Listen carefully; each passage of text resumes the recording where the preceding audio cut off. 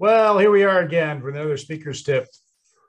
Today, I'm going to teach you something I learned and actually forgot that I'd learned until I was watching a recent video and I realized I know that.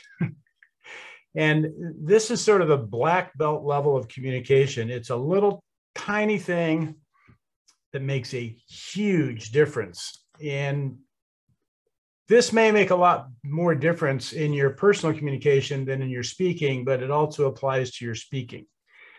And I learned the technique I'm going to talk to you about, the information that I'm going to share with you in three places. I learned it in a negotiation training I had. I learned it in counseling training that I had, and I learned it in emotional intelligence training that I had. Those are the only places I've seen it, and it hardly ever comes up. And what's interesting, I'm building a little bit of mystery here. Depending on what region of the world you're from, some people do it opposite than other people do. And what I'm talking about is the inflection on how we end the comments we make. Now, to just show you this, I'm going to do a quick screen share with my PowerPoint, and we're going to look at a couple of things. Okay, now, normally when you make a statement of fact or an order, at the end of that statement or fact or order, your inflection goes down. So let's just say that I come in and I said, it's 25 degrees outside. Statement of fact. My inflection goes down at the end. If you're asking a question or you're in doubt or you're stating an opinion about something, your inflection comes up at the end. So I'm going to say the same exact thing. It's 25 degrees outside. And it has a completely different meaning. The bigger thing I'm going to jump out of here now. The bigger thing in communication, it affects the person you're speaking to differently. Because when we make a statement or an order, it's though we're coming down on them in an attempt to control them or oppress them in some way. Now, just imagine you're a teenager, 17 years old, and you borrowed the car, your parents' car, for the Saturday afternoon, and you're gone. You're driving all over the place. You're having a great time. And you come into the house and your parents go, "Where have you been?" You know, immediately you're in trouble. You know, you've done something you shouldn't have done. Maybe you didn't do anything wrong, but there's trouble here. Or if they said, "Where have you been?" "Hey, where'd you take the car? You've been gone for a while. Tell me about your trip."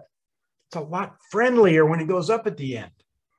Now, in speaking, a lot of people ask questions when they speak, but they ask questions and they come down at the end, which puts an order on the audience and doesn't lift the audience up, and it doesn't get the audience to think like they should. And one of the questions I hear, they're telling a story about something and they look at the audience and they go, "What would you do?" Instead of looking at the audience and saying, "Well, what would you do?" And you actually ask the question and it actually engages the audience. Another one is they'll be going along and again, some story, and they'll say, "Has that ever happened to you?" Versus, "Has that ever happened to you?" Completely different reception on the part of the person that's receiving this. Now, husbands and wives, okay? Husband goes to the hardware store. Wife goes shopping in the shoe store. Okay. One of them comes home, the other one looks at them and says, "How much money did you spend?" Different tone. And I can even say it lighter. "How much money did you spend?" But it goes down at the end. You know, like, oh, I better justify what I just did. Versus, "Wow, it's like, look at all the stuff you got. How much money did you spend?"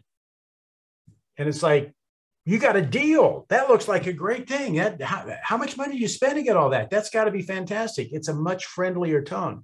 And when talking about regions of the world, what I've seen, people that are sort of down under, South Africans and Australians, New Zealanders, seem to have more of a natural inclination to come up at the end of their sentences. And people from North America, especially America, have a tendency to go down even on their questions. And I've had people from Australia say what would almost be horrible things to me, but they say it in such a nice way. They said, "Well, Lance, you really messed that speech up." And I go, How can you get upset with that? Yeah, that was horrible. And it's like, oh, it was just sort of this general state. It was nothing personal towards me because it didn't go down at the end of the statement, where in America, they could almost look at me and say, well, that was a nice speech. And you sort of feel like, oh man, what did I do wrong with the speech? So look at how you end your speech, your statements, your questions you have, and going up at the end basically is a friendlier way to do it. It denotes being in a question, a doubt, an opinion. If you are stating a fact, it goes down. Again, it's 25 degrees outside. It's 25 degrees outside. You can just listen to that, how it goes. That's my tip for today. Watch your inflections. It's a little thing that makes a big difference. I'll see you next week.